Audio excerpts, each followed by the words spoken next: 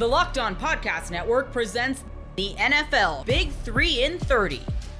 The three biggest stories in the NFL from our local experts at the Locked On Podcast Network. We bring you the real story, why it matters, what's next, who wins the big game, and more, all in 30 minutes. The NFL Big 3 in 30 starts now with the biggest story in the NFL. The Cincinnati Bengals offseason has been nothing if not dramatic, tiresome, certainly dramatic, more contract drama. You are Locked On Bengals, your daily Cincinnati Bengals podcast. Trey Hendrickson's pissed. Let's call it like it is. He's mad. I'll read the statement in just a second that he gave to Adam Schefter, but Trey Hendrickson wants a new deal, and it's May 12th. And I hate to pat ourselves on the back, but guess what? I will. Remember after they got Jamar and T done, and there were all these reports that were like, oh, the focus is on Trey Hendrickson. And these Twitter insiders were like, I'm hearing that the Bengals and Trey. And then you had the national folks. Like it's for the past 2 months, it seems like anytime Trey's brought up, it's optimistic. Even still, there's some optimism. That's fine. But there has been no movement. The reason I would pat ourselves on the back is we said it was going to take some time, and I still think it's going to take some time. It doesn't feel imminent by any stretch. But Trey is clearly upset here with this process, and the thing about communication is amplified. I wonder what his next step is if it continues to go this route, but let's read the statement here that he gave to ESPN's Adam Schefter. Quote, no communication has taken place between my camp and the organization post-draft. The offers prior to the draft did not reflect the vision we shared and were promised last offseason if I continue to play at a high level. Coaches are aware of these past conversations. Rather than using collaboration to get us to the point to bring me home to the team, they are no longer communicating. I've been eagerly awaiting a resolution of this situation, but that's hard to do when there is no discussion and an evident lack of interest in reaching mutual goals. Trey Hendrickson not feeling the love, doesn't feel cared for, doesn't feel any of that. And I think that's part of it too, man.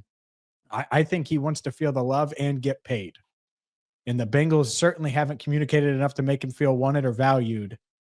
And at some point, maybe they pay him, but that point doesn't feel like it's going to be Monday, May 12th or Tuesday, May 13th, 5/13 day. There are so many elements of this that are recurring themes. They didn't pay T and Jamar early or Trey early. They could have started a negotiation with Trey Hendrickson late last summer, a year after he had agreed to the previous extension. But instead they said, we'll get it done next year. And so there's this element of we'll take care of you later. There's this element of now things cost more because they waited, and it costs more for the receivers. And so they have less money than they otherwise could have had if they had gotten those receiver deals done proactively. And you're sick of me saying this, I'm sure, if you're listening, the Eagles would have gotten those deals done as soon as they possibly could. And the Eagles aren't the only team in the NFL that would have gotten those deals done aggressively. Another part here that is an ongoing trend is this lack of communication that we've heard multiple Bengals players or ex-Bengals players discuss when it comes to contract negotiations with the team, to the point where it's fair to suspect that this is a tactic from the team, that they go silent at points when negotiations get hard as part of a negotiating tactic. Is that something that they're doing intentionally, or is it that they simply can't multitask? Because those seem to be the two possibilities to me. Either they're so busy with figuring out Shamar Stewart and Demetrius Knight and the stadium lease, and they were so busy getting all the undrafted free agents done and the other rookie contracts ironed out that they haven't been able to get back to Trey Hendrickson yet, or they are doing this on purpose. Those are a couple of possibilities there. And the other thing that is certainly true in all of this that is not a criticism of the team is that the team got Trey Hendrickson on a great deal for the team that does not any longer reflect Trey Hendrickson's market value. But he agreed to the original deal, and he agreed to the one-year extension. And so that is part of the issue here as well, is that he is under contract this year. And while he is certainly not getting paid market value, and other teams would certainly approach this differently, for the Bengals, in their perspective, they're seeing a player that is a bargain this year, who's played at a great high level for them the last 2 years, who is over 30, and they certainly fear will fall off a cliff at any moment because that's the way the Bengals think. And they're thinking, why would we give this guy a crazy contract? And so there are all these different factors here that are themes and recurring themes for this front office that I'm not excusing the front office, to be abundantly clear here, but it's not necessarily anything new. It's the same problems or ongoing problems. Mm-hmm. Sure. And as you were breaking that down, especially at the end there, the age and all that stuff, it's like, okay, well, that's why you added all these other pieces, right? Like I like you plan to make Trey play it out because you've added and you've added all these other pieces to replenish the defense and bolster the offensive line into. Oh wait, you didn't add a veteran in the offensive line room. That's a proven starter and clear upgrade. You didn't add multiple pass rushers or veterans to multiple levels of your defense in free agency. Like not starters, not starting caliber. Right. It's like, oh, well, what the hell were you doing? And that's what's so it depends on both sides of this, because I do think the Bengals are going to approach Trey and try to get something done with him. I also think they clearly are looking at it like you said. And so does that mean that they insult him? Because when you see that statement or read that statement or just heard that statement, it's May 12th. If they at any point got close, I'm not sure Trey is reaching out to Adam Schefter. I'm not sure Trey Hendrickson goes on Pat McAfee last month. I mean, this has been a pretty consistent thing now where you have multiple we've seen Trey at least do 4 national interviews / statements. You have the statement to Schefter. You have 2 McAfee appearances. If you go back to the Super Bowl, I think he went on Ross Tucker or one of those other NFL pods as well. So it's at least 4 to 5 this offseason, and none of them have felt like at any point he was encouraged by talks. And I'm sure I don't think this is going to get quieter, put it that way. Maybe I'm wrong. Maybe I'm reading it wrong. But it feels like it's only going to get louder and become more of a distraction the longer it goes on. And it's probably the only leverage Trey has. So brace yourself, because it might get worse before it gets better. I'm sure everyone is just thrilled, looking forward to another training camp with contract drama for an important veteran. Aren't you excited?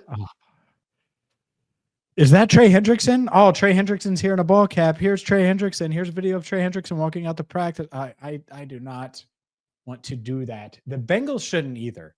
A big question. And it's one that I think you and me have been semi-open to, but knowing what the Bengals are and who the Bengals are, we've said, well, it's not going to happen. It would cost a lot, all of those things. And there was an artificial deadline with the draft. How open to a Trey Hendrickson trade are you right now, given where things are at, given that this could get pretty ugly? And how open should the Bengals be right now, essentially given the same circumstances? I mean, there's a situation now where the Bengals make Trey play it out. And he clearly will not be happy doing that. He clearly wants to get paid. Should the Bengals be considering a potential trade just to avoid that, if nothing else? I still think you suffer a ripple effect of not being able to get the deal done from a player confidence in the front office perspective with a trade, much like having this linger into training camp creates the same issue. It won't be maybe as present because they won't notice the lack of Trey Hendrickson on the field every day, but him being on the roster. But I think that still creates a lot of the same talking points. That, they're not paying this guy who has been in the NFL Defensive Player of the Year race, who has been a 34 sack and 2-year player. And so it doesn't really save you from those talking points inside the locker room. as much as we're concerned about player morale and confidence in the front office willingness to spend on their good players, it doesn't really fix Joe Burrow's complaint about the team letting good players walk. So if it is a trade, to me, it only makes sense if it is a rare win-win player for player trade. And finding that trade partner who has, I think it would even have to be a player the same position to really make it work. If you can find that trade partner where you can get an established edge player who's maybe not as good as Trey, but is solid, then maybe you could be open to it. Maybe there's a defensive tackle out there that can make sense. And that's a way that you could approach this and say, we're going to move the strength of the defensive line to the interior. But finding those trade partners at this part of the offseason, I mean, this isn't something that the NFL is good at the way that Major League Baseball might see a player for player trade every now and then. Certainly the NBA can see player for player trades that can sometimes be mutually beneficial. But for the most part, all American professional sports leagues are trading established players for assets, whether it's money or draft picks. And doing that at this point, that's a tough pill to swallow. If you're saying we're still going to deal with the fallout of not paying Trey from a Joe Burrow confidence perspective, from a player confidence perspective, maybe a little bit less, like I said, because he wouldn't be on the roster and just not there. So maybe it's not as much of a daily talking point throughout training camp, but you still get that impact, and your return is a future asset and tangibly making yourself worse this year. That I think is very tough to swallow, as if that is a kind of return, like a normal return that they would get for a Trey Hendrickson trade. There's nothing like the energy of a live game. Whether it's catching a last-minute Major League Baseball showdown or soaking up the excitement of an NBA matchup, finding great seats at a great price, though, that used to be a challenge until I found Gametime. With last-minute deals, all-in pricing, and the lowest price guarantee, Gametime takes the guesswork out of buying tickets. Plus, ticket prices actually drop as the beginning of the game gets closer, so you can score amazing seats at a great price. Take the guesswork out of buying tickets with Gametime. Download the Gametime app, create an account, and use code LOCKEDON for $20 off your first purchase. Terms apply. Again, create an account and redeem code LOCKEDON for $20 off. Download Gametime today. What time is it? Gametime. We now know the Philadelphia Eagles' Week 1 opponent, and I think it was a lazy move by the NFL. You are Locked On Eagles, your daily Philadelphia Eagles podcast. Philadelphia Eagles, Dallas Cowboys, Week 1, Thursday Night Football is going to be the season opener for the National Football League in 2025.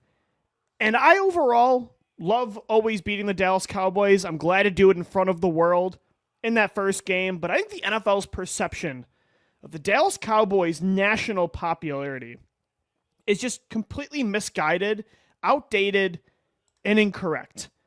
Again, I think this will be a fun game because the Super Bowl winner in the season opener is 15-5 in the last 20 opening games. The Eagles are a better football team than Dallas. They're at home. They have the Super Bowl championship vibes at the Link. The first game since they won a title. It's going to be immaculate.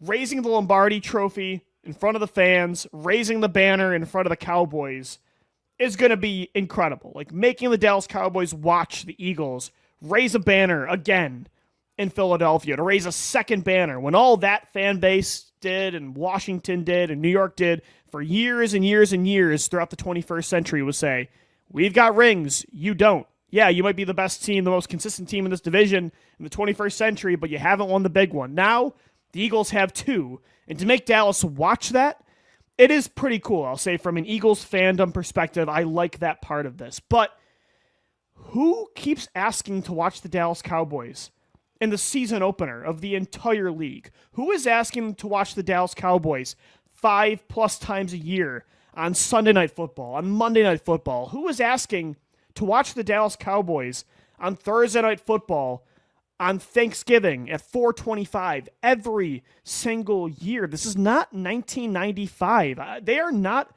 America's team anymore. This brand that the Cowboys think they have and the NFL thinks they have. Now, does Dallas have a huge fan base? Of course they do. Do they have a fan base around the world just based on their name? Like, their net worth is still very high. It's among the top of all sports franchises, sure. That doesn't mean marketable, in my opinion. That doesn't always mean interesting. That doesn't always mean that is the team that you feature no matter what. Like, yes, those teams, when they're good, are even more popular nationally, globally, than other teams are. Like the Dallas Cowboys, when they're good, like the Los Angeles Lakers, the Boston Celtics, the New York Yankees, the Boston Red Sox. Like, yes, when those teams are great, they are more marketable globally than pretty much any other franchise, right? But when they're not good, or when they're average or good, not great, adequate, mediocre, it's not the same vibe. Like, look back, even when the Boston Celtics in the NBA had Isaiah Thomas and they were a 1 seed, but they weren't winning championships. They didn't really have a star, a LeBron James caliber star. You know, the Boston Celtics weren't a team that everybody was dying to watch. When the Los Angeles Lakers were in that era between Kobe Bryant and LeBron James, like, who was asking to watch the Los Angeles Lakers? In the NFL, it's the same thing. I think a lot of it has to do with players now, especially for the younger sports fan. A lot of it now is the Buffalo Bills are marketable because of Josh Allen. The Kansas City Chiefs, they were not a prominent franchise when I was growing up, when they had Alex Smith and, you know, who else before him? Matt Castle at one point. Now they have Patrick Mahomes. They're marketable. The Detroit Lions right now are a marketable franchise. So are the Baltimore Ravens because they have Lamar Jackson. So for me, it's like this NFL old school thinking with the Dallas Cowboys still. No matter what, we should feature them. Like, we want Dallas to be the face of our league. I don't understand that. They haven't done anything to earn that in my entire lifetime, in at least 30 years at this point. So I don't know. Like, yeah, I guess it's a classic rivalry in the NFC East between the Eagles and the Cowboys. So it's one of the biggest rivalries in the history of sports. I guess in that way, it makes sense, but it feels very lazy, this decision. Like, I really thought they were going to go Eagles-Lions, the NFC Championship game last year that we all thought we were going to get, or a couple rematches that they could have decided between of the playoff run of 2024, an all-time classic playoff game between the Eagles and the Rams. I think those are the two best teams in the NFC. Those should have been the two teams that are playing on week 1. To me, not the Cowboys. Like, what did they do to earn this right outside of this brand, this name they carry, this weight that they carry, that it's just so unjustified to me? We're the Dallas Cowboys. Why? Because everyone says we are, and, you know, we say we are. Why do we care? Because we say you care. It's like, I think the NFL is telling us we want the Dallas Cowboys. We're not telling the NFL that we want the Dallas Cowboys. Maybe I'm thinking of this through an Eagles lens, but I think most people will agree. I mean, a lot of fans that I talk to that aren't Eagles fans agree with this. They aren't asking for the Dallas Cowboys. So I don't know. I would have chose, if I was the NFL, I would have chose Eagles-Rams. If not, Eagles-Lions. If not that, maybe the rematch. If you want to do the NFC East rivalry thing, how about go with the better football team that the Eagles just played in the NFC Championship? How about the Washington Commanders with Jaden Daniel? And oh, by the way, they brought in a guy that the Eagles fan base hates. He's a rival because they were beefing before with another team that was competing, unlike Dallas, for Super Bowls. Deebo Samuel and the San Francisco 49ers. Deebo Samuel's over in Washington now. They added a lot of talent this free agent period, and Laramie Tunsil trading for him. They added, Conley in the draft. They added some good protection for Daniels. I don't know, to me, that would have made more sense. The Rams would have made more sense. The Lions would have made more sense. It just felt very lazy and boring to be like, oh, Eagles, Cowboys, big rivalry, NFC East. We always put Dallas on the national spotlight. Like, here's what we're going to do. I don't know. I mean, again, there will be parts of this that are really cool. I think, again, making Jerry Jones sit in that building, and I know he's probably not going to watch it, but having the ceremony before the game where Jeffrey Lurie, I'm sure, will get on stage again like he did in 2018 against Atlanta, thank the crowd, show them the trophy that they didn't get to hoist with him, of course, because the Super Bowl is in New Orleans, show off that trophy, raise another big banner, the 2024 champions. That's going to be awesome.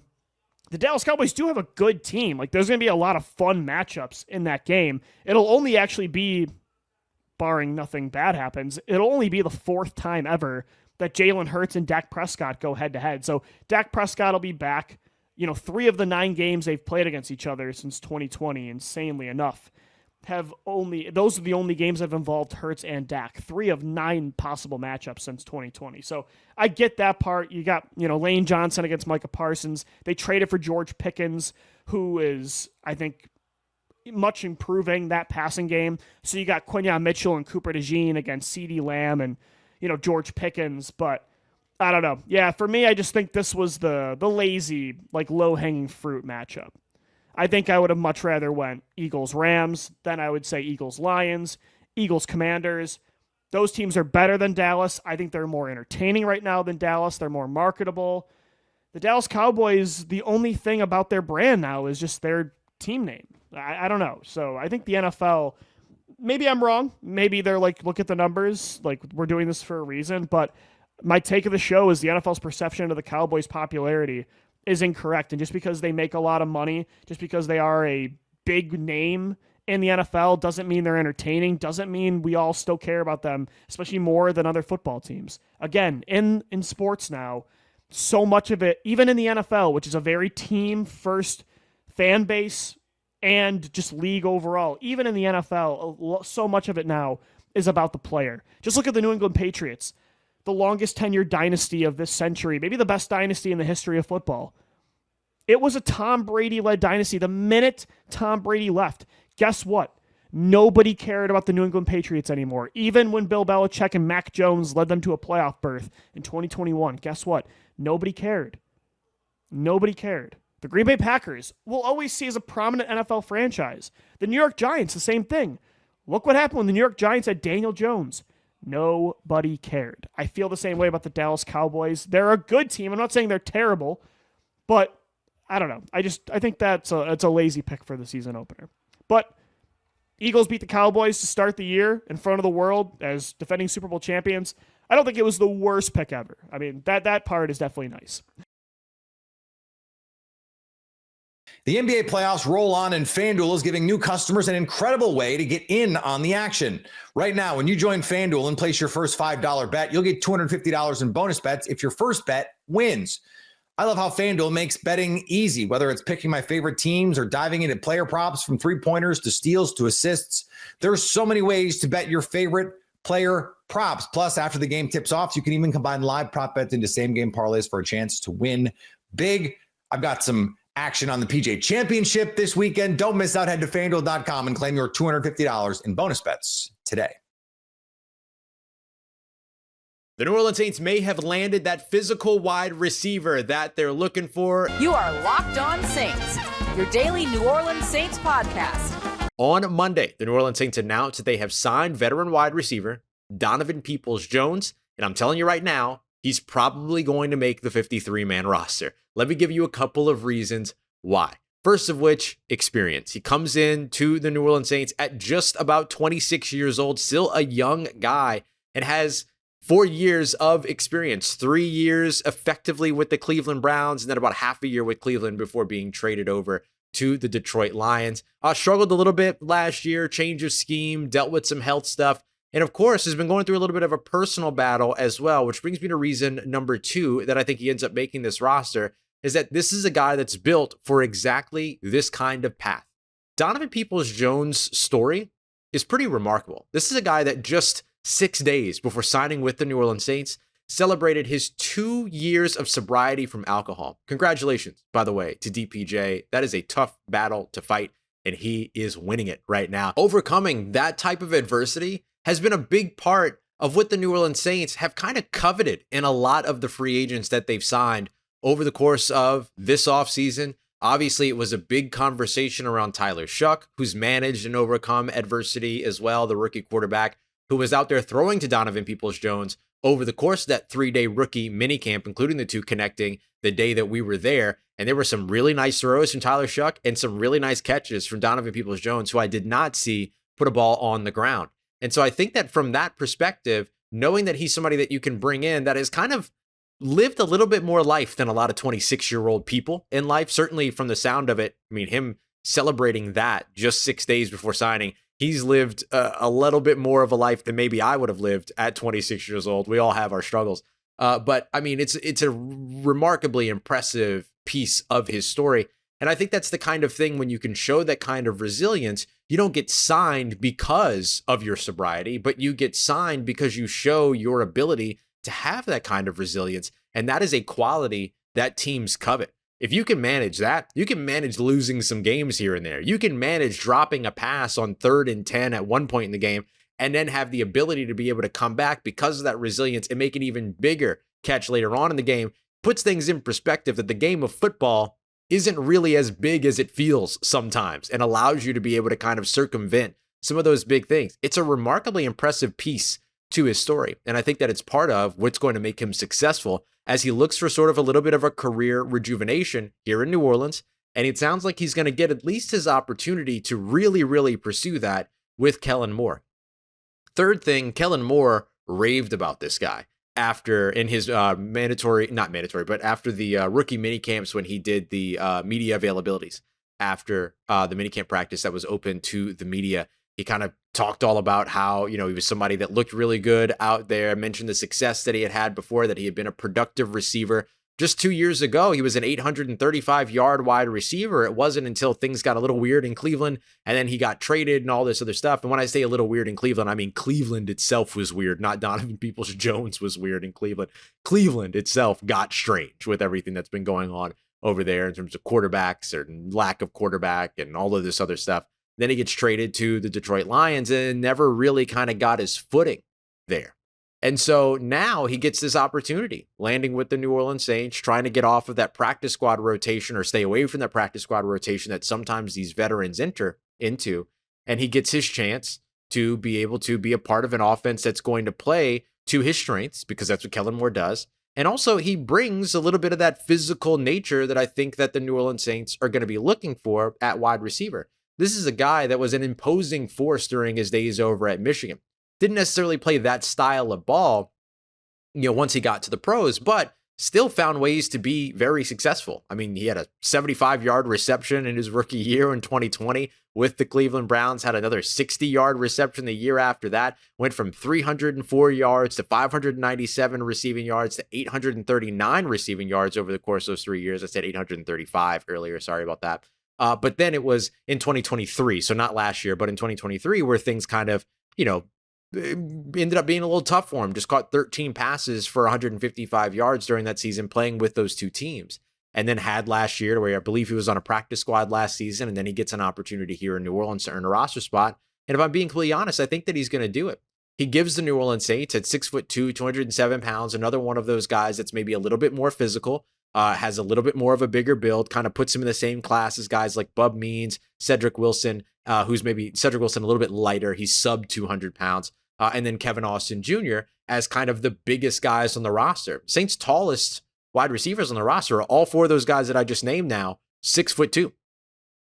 That's where they all are. And so you get a guy that can play above the rim, that can play with a bit of physicality, and can go out there and make some tough catches, and can be a slot receiver for you with that size as well. I think that's one of those maybe underrated pieces that ends up having a pretty good role here in New Orleans. Is or not here in New Orleans. I'm not in New Orleans right now, but in New Orleans, who is going to serve that big slot role? Who's going to serve that slot role, period, in terms of being able to make those tough catches over the middle, run some of those physical routes.